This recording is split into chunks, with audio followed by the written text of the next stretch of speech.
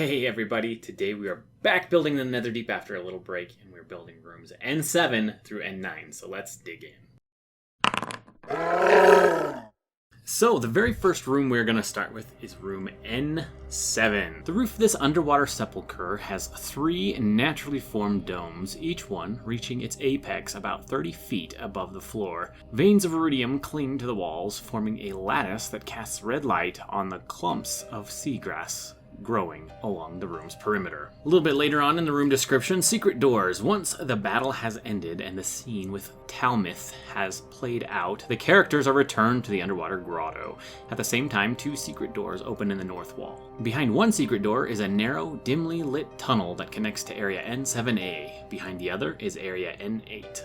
And our favorite little phrase, subsequent visits, the vision of the Battle of the Betrayer's Rise is not repeated if the characters leave this area and later return. On future visits, this grotto is dark and empty except for the patches of seagrass growing near the walls. So we're going to skip over a whole bunch of stuff that we've repeated in some of the other videos. We've cut it out with the Proxon, put the pieces together, done all of the basing and the walls, same as everything else. And here we're just adding the iridium with the red glue sticks. And then we're going to add our tufts of seagrass using Eileen's tacky glue and then this moss that I found at a local craft store.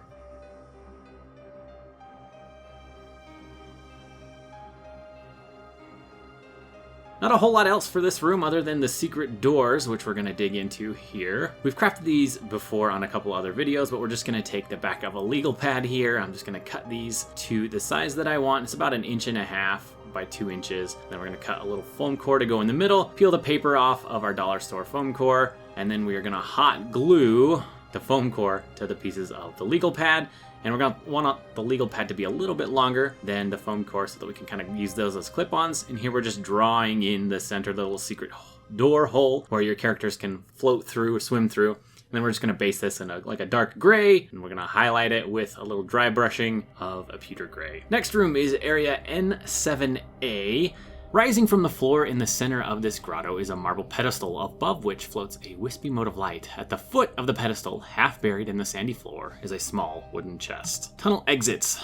There are 2 tunnels, one to the north and one to the south, lead away from this chamber. The south tunnel heads into area N7, which we just crafted. The north tunnel is longer, descends almost vertically to area N16, and is dimly lit by red light emanating from that location. Each tunnel ends at a secret door, and we're actually not going to craft the secret doors with this area, we're going to craft them with the other areas. So we've cut out and done the same pedestal the same way we did in some of our other videos. We're just going to glue the tops and bottoms with hot glue here. We're going to attach the magnet here, just pressing in where the magnet goes. The reason we're putting magnets in here is just for storage. It'll be easier if we don't have these sticking up everywhere and have to worry about them. We can pull them on and off. So dig it out with a little sculpting tool. I'm going to stick some hot glue in and then just press the magnet in. Keep it simple. Just want to make sure that the polarity matches here what's in the base, and I've already made the base and done the magnet in there. We've done that a bunch of times already, so we're not repeating it here in the video. Cover everything in hot glue so that it stays in. I'm attaching our little mote of light. This is just a push pin that I found at the hobby store. Nice and simple. It's white.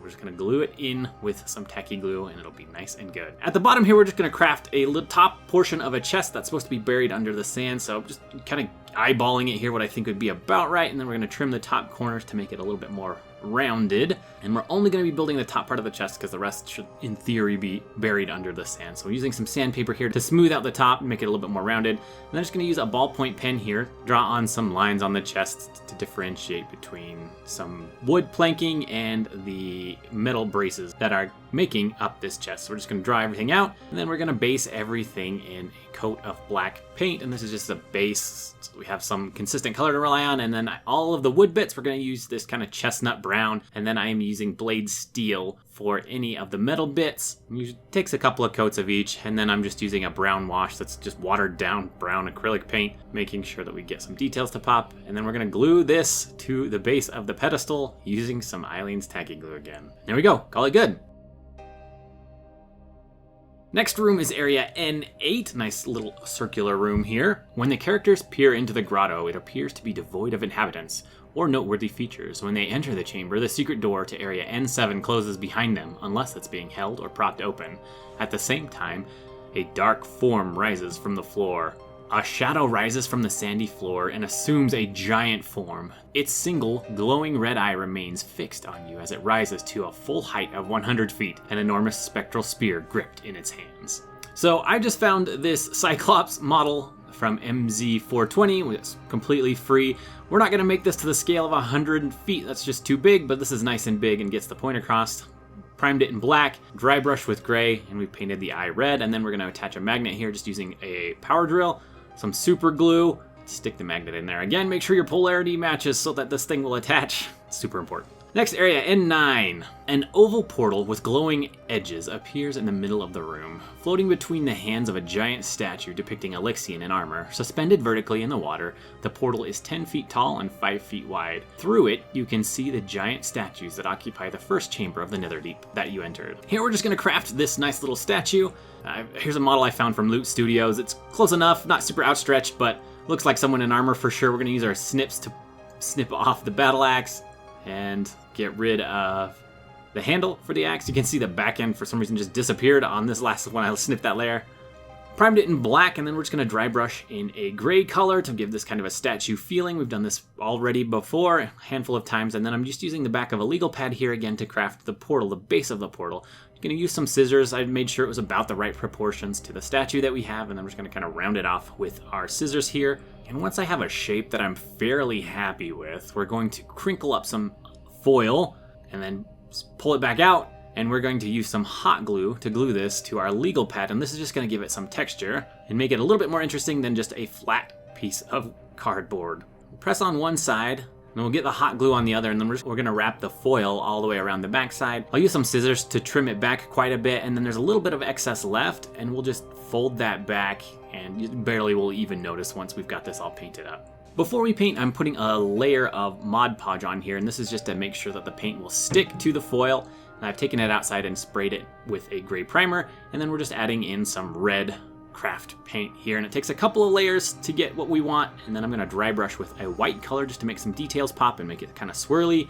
You can see more of the ridges and things. It makes it more interesting to look at. Now we're just adding some hot glue to attach the portal to our little mini here. Not so mini that we printed and painted. And we're going to use our cutting mat down to the base, make sure the portal doesn't go past the feet. And then the last thing we need to do is set everything up.